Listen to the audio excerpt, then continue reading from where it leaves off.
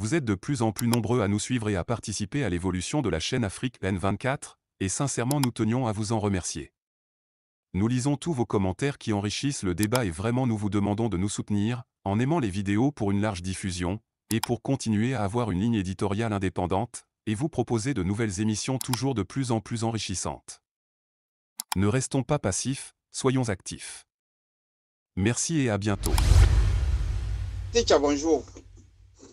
Teacher, la petite planche qui circule et qui t'est arrivée jusqu'aux États-Unis est bien de moi.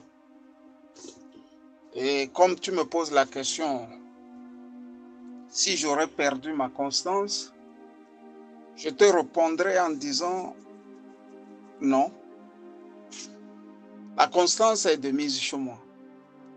Quand on tient un bon bout, on ne lâche pas. C'est dans ce sens que j'ai dit à la DMK de tenir le bout jusqu'à ce qu'il n'y ait plus rien à tenir. C'est-à-dire de revendiquer leur victoire jusqu'à ce qu'il n'y ait plus de victoire à revendiquer. Ça, je suis constant pour ça. Sauf que nous vivons dans une dictature, l'une des pires de l'Afrique francophone actuellement. Et on est bien obligé, à côté de notre constance, d'ajouter aussi plusieurs fers au feu. C'est ainsi que j'ai dit ou écrit, Ticha, qu'il faille absolument mettre entre parenthèses la politique, choisir un dictateur, laisser le dictateur nettoyer les écuries d'Ogia, asseoir une nation, asseoir un État, asseoir des institutions et maintenant libéraliser les partis politiques. Ça, c'est le second fer que j'ai au feu. Et la planche ne date pas d'aujourd'hui. Je ne sais pas quel archiviste est allé le retrouver, mais c'est un ami qui m'a appelé ce matin ou qui m'a écrit ce matin pour me dire qu'il a retrouvé dans sa collection quelques sorties de ma part. Et je lui ai dit il peut les dispatcher s'il veut. Parce que j'y tiens et j'y crois, dur comme fer, qu'il va falloir que nous mettions assez de fer au feu.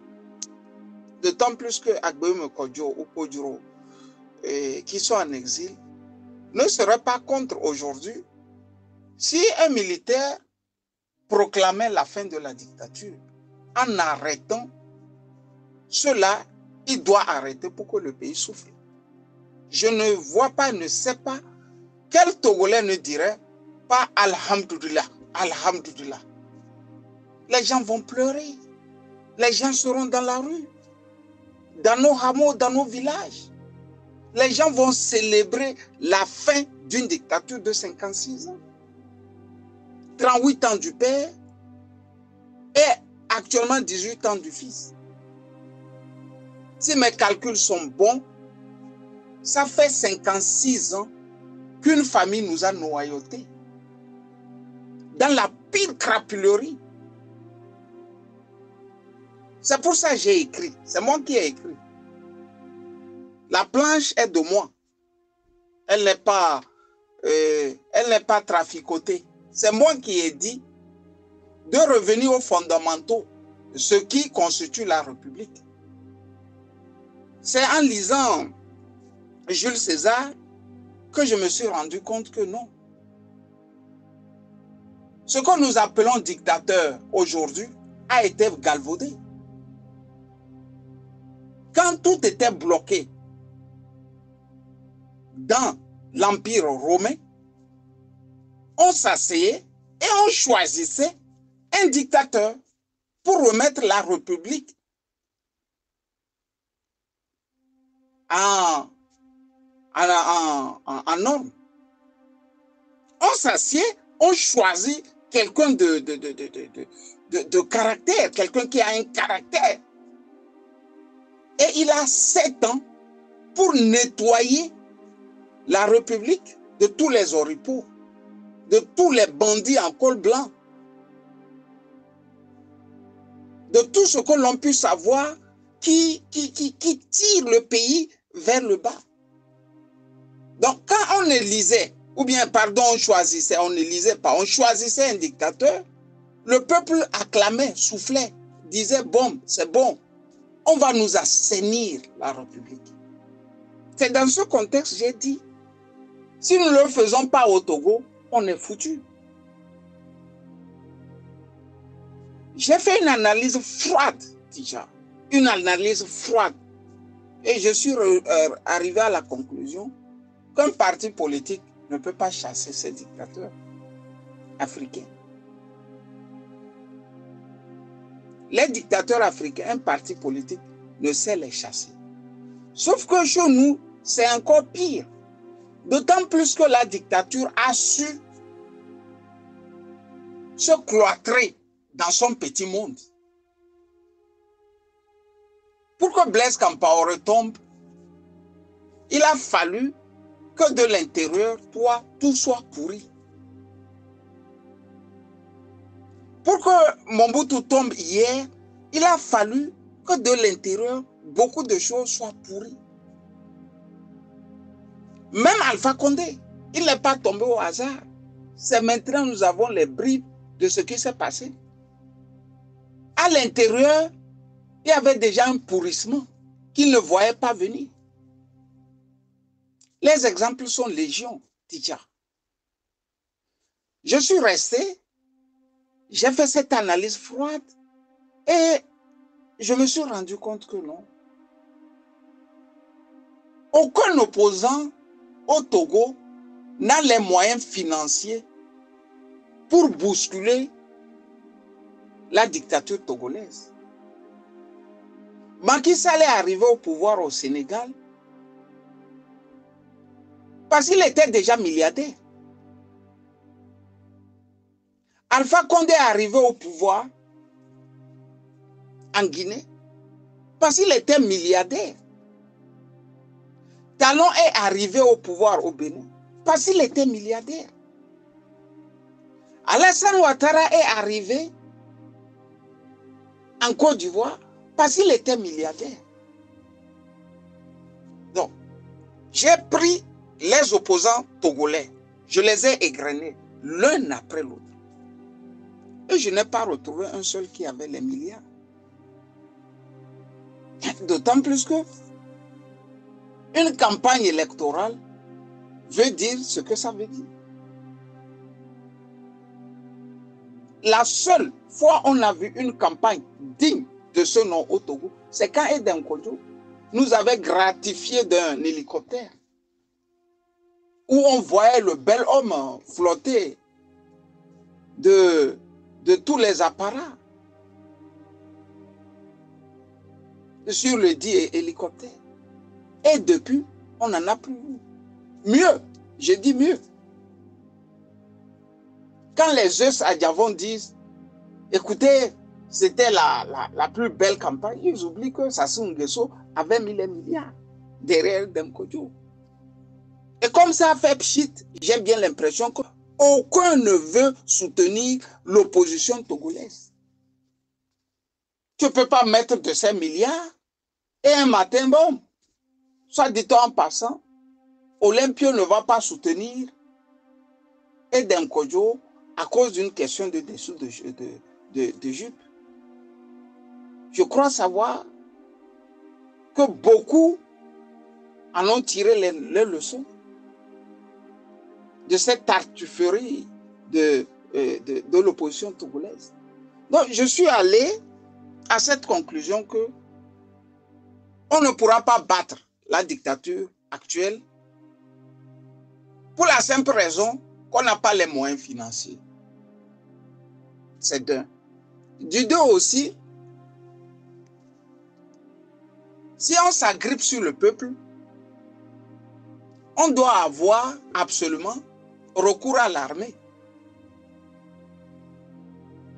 Si un opposant togolais s'agrippe sur le peuple dit que bon, c'est le peuple qui doit trancher, il faut absolument qu'il ait des relais au sein de l'armée togolaise. Là aussi, patatras. Il est confronté à une armée clanique, très soudée. Je dis très soudée. Parce qu'ici, ils lient l'armée à la survie d'une ethnie. C'est pour ça on te dira, Tidja, que celui qui se veut fort n'a qu'à venir prendre le pouvoir. Ils savent qu'actuellement, c'est eux qui tiennent les manettes de ce pouvoir.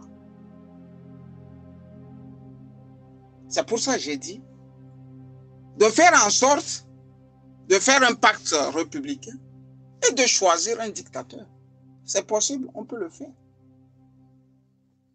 On peut le faire si l'opposition en était une et sait qu'elle ne parviendra pas au pouvoir d'État dans ces conditions. Elle allait déjà commencer par y penser. Les jours passent, les mois passent, les années passent. On est là, chacun veut devenir président. Et quand on les prend unis, ils ne peuvent pas avoir les moyens financiers pour vaincre le dictateur. Et seul, c'est encore pire. Individuellement, ils n'ont pas ces moyens. Collectivement aussi, ils n'ont pas les moyens. Là. Parfois, on oublie que le peuple s'est mobilisé parfois pour une seule personne. On a vu en 2005, le peuple se mobilisait pour Boubacar et Tani. Mais quand il a s'agi d'aller dans la rue prendre le pouvoir, vous vous rappelez quand il disait au peuple togolais de sortir, ils ne sont pas sortis. Quand il se proclamait président du Togo, les Togolais ne sont pas sortis. C'est une vieille malédiction. Quand on a tué Sylvanus Olympio, ils ne sont pas sortis pour manifester. La mort de notre héros national. Non, c'est un peuple atypique. Hein? En 2005, nous avons laissé aussi Boubacar Tani comme ça. En 2010, si vous vous rappelez, c'était vraiment un panier à crabes là-bas. Parce que leur guerre commence à Paris. Tidja. Ces gens que tu as vus à Lomé, Kofi Annan jouant au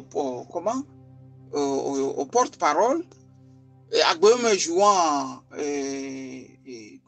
au directeur de campagne, Fabre jouant à l'heureux président, je peux te dire qu'ils étaient derrière, mais ils n'avaient pas le cœur avec. La preuve est simple. Il y a une bataille rangée terrible à Paris, d'abord. Kofi Annan raconte ça. Le jour où il me racontait ça, ça fait peur. La France vous dit de vous réunir et de choisir un seul. Le messager, c'est Kofi Annan. Vous vous retrouvez à Paris pour choisir un seul. Sauf que je crois le Bassari aussi n'était pas aussi prêt pour quelqu'un d'autre, si ce n'est pas lui. Parce que lui aussi, si ce sont les Blancs qui l'ont chargé de réunir l'opposition, cela ne veut pas dire que lui doit déjà se prendre pour le chef qui doit être présidentiable plus que les autres. Il va les réunir, ils vont venir. Agboibo va être là. Madame Adjamagbo Kafi va être là. Agboyome Kodjo va être là. Gogé va être là. Tous étaient là. Mais quand Kofi vous raconte, quand il a débriefé ce que les Français venaient de lui dire, mais Feu Maître Agbebor était en transe. Il était en transe au point qu'il ne savait même plus parler. Il ne voyait pas comment Kofi Annan peut vouloir devenir président du Togo devant eux. C'est la triste réalité. Il faut mettre ça au devant. Il faut que les Togolais sachent ce qui se passe. Je ne vais pas garder tout ça là pour moi. Je ne vais pas mourir un jour avec ça. Il faut que vous sachiez comment ces gens-là se comportent. Ça a été une bataille de chiffonniers là-bas. Une vraie bataille de chiffonniers. À la fin, François Boko a divisé la poire en deux. Vous savez, lors des élections de 2005, que vous le voulez ou pas, c'était l'UFC qui tenait le flambeau. Non seulement c'était l'UFC qui tenait le flambeau, lors des législatives de 2007, je crois, ou de 2008, c'est l'ANC qui avait 36 députés. À César ce qui est à César, et à l'ANC ce qui est à l'ANC. Je vous dirais de vous mettre derrière Jean-Pierre Fabre. C'est ce qui fut fait. Ils se sont mis derrière Jean-Pierre Fabre. Kofi Annan, porte-parole. Agboué Kodjo, directeur de campagne. Et les autres sont venus se joindre à eux.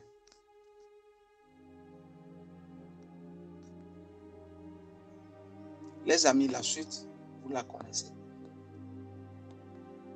Même unis là, ils ne sont pas arrivés à défaire la corde sous les ergots du coq. Mieux, Pascal Akuselelo a créé une CENI parallèle à Togo 2000. Quand on comptait de l'autre côté, lui aussi, il avait sa CENI. J'ai toujours dit, l'histoire a quelque chose de particulier qu'elle a toujours bégayé. La fin de Pascal Akuselelo est connue. Déjà, j'ai fait cette parenthèse pour te dire que ce sont des choses comme ça qui m'amènent à dire que le Togo n'est pas prêt à en finir avec les Nyassingé. Si c'est l'opposition, on n'est pas prêt. La politique, ce n'est pas le miracle, hein, c'est le concret. Il n'y a pas de miracle en politique. Le relationnel, nous ne l'avons pas. Nous ne l'avons pas. Moi, personnellement, j'y ai cru. J'y pensais qu'ils avaient le relationnel. Mais ils n'ont pas de relationnel que ça. Les gens pensent que dire bonjour, avoir pris du café, du whisky, avoir mangé dans un restaurant avec un homme politique français, c'est ça les relations. Non. C'est plus que ça en politique. C'est plus que ça. Et aujourd'hui, tout le monde peut convenir avec moi que le poteau rose est là, on le voit. Ce que nous avons toujours appelé les diplomates n'étaient que des prébendiers. Tu mets l'argent et puis ta diplomatie est plus que forte. Là aussi, on remarque que l'opposition togolaise n'a pas cet argent. Combien peuvent se payer des billets d'avion aller-retour Paris, à Paris, Lomé et Washington, Washington, et comment dirais-je, Pékin, et Moscou, et Berlin, Bruxelles et consorts. C'est seulement les Gilbert Bahora tout à côté de Fort Nassingé qui peuvent se le permettre. C'est pour ça, la dernière minute, la diplomatie tranche pour la dictature. Parce qu'ils savent mettre plein dans les poches. Déjà, pour ne pas faire long, ce sont ces choses qui m'ont amené à dire de mettre un second fer au feu. Le second fer au feu consistera à se trouver un dictateur. Même si c'est un opposant qui n'est pas dictateur, le Togo est tellement sens dessus dessous que tu ne peux pas redresser ce pays si tu ne mets pas un minimum de dose de dictature. Les gens ont pris des réflexes terribles. 56 ans de dictature, ce ne sont pas 56 jours. 56 ans de dictature, il ne faut pas jouer. Ils ont des réflexes qu'aucun autre peuple n'a dans la sous-région. Trahissent rapidement là. Pour rien parfois. Pour rien. Là où un ou deux doivent s'unir, ils ne savent plus s'unir. Le bien collectif, on ne le connaît plus. Je ne vais pas parler de la manière de singer l'autre. Parce qu'on n'a plus sa propre personnalité. Vous voyez très bien que la jeunesse semble faire tout ce que les Ivoiriens font. C'est-à-dire, ce que les Ivoiriens font et ce n'est pas bon là. C'est ce que la jeunesse togolaise ramasse. Ce que le blanc fait et ce n'est pas bon là. C'est ça lui aime. Cette jeunesse. La pédophilie. L'homosexualité. Le broutage. Vous voyez bien que le phénomène de broutage ou tout autour des jeunes Togolais brouteux devient intense. Trahi pour rien. On te trahit comme ça. En 2 mouvements, bon, il te plie et trahit, continue. La jeune fille, bon, sans repère. Le petit, le jeune garçon, sans repère. Déjà. C'est pour ça, à mon corps défendant, j'ai dit qu'on ne peut pas continuer comme ça. J'aurais pu abonder dans le sens de Simone Veil, qui ne voyait pas l'importance des partis politiques. Mais c'est encore trop lourd pour le Togolais. Si je dis ça, c'est comme si j'ai dit de jeter des bombes au Togo. Et pourtant, la Suisse s'en sort sans ces partis politiques-là. Tout pays qui veut s'en sortir de la misère, de la souffrance, du sous-développement, doit avoir un pacte républicain où les enfants de ce pays se retrouvent pour décider de comment leur pays doit être géré.